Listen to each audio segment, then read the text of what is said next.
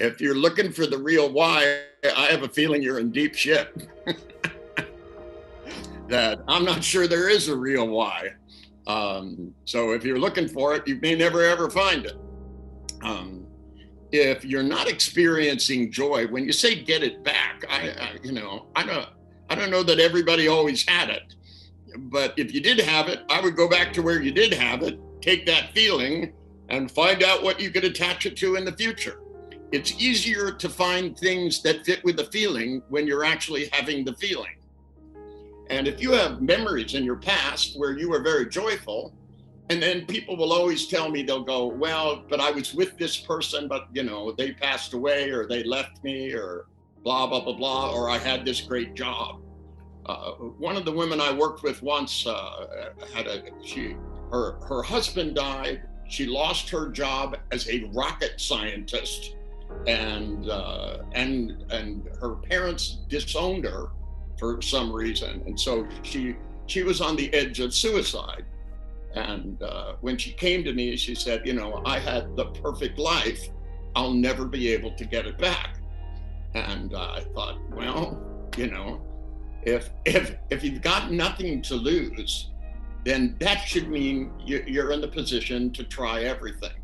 Milton Erickson once told me about a suicidal he worked with, and he asked the person came in and said they were going to kill themselves. And he said, how much money do you have in the bank? And then he said, I want you to go out and get new clothes, get a haircut, do this. And they had a little gap in their teeth, and he had them practice spitting between the gap in their teeth. And he had them go up and start spitting little things to people that they didn't know. And 2 weeks later, they were meeting people, going out and having a good time. And with this particular woman, oddly enough, she changed the way she was thinking about it. Because once you think you have nothing to lose, I said, look, you're an engineer, you got nothing to worry on. Why don't you engineer a new way of thinking about your problems? If it was an engineering problem, you should be able to engineer something that has you look for somebody else, because your husband's dead, you should start thinking about what you enjoyed about him and looking for somebody that gives you that kind of joy.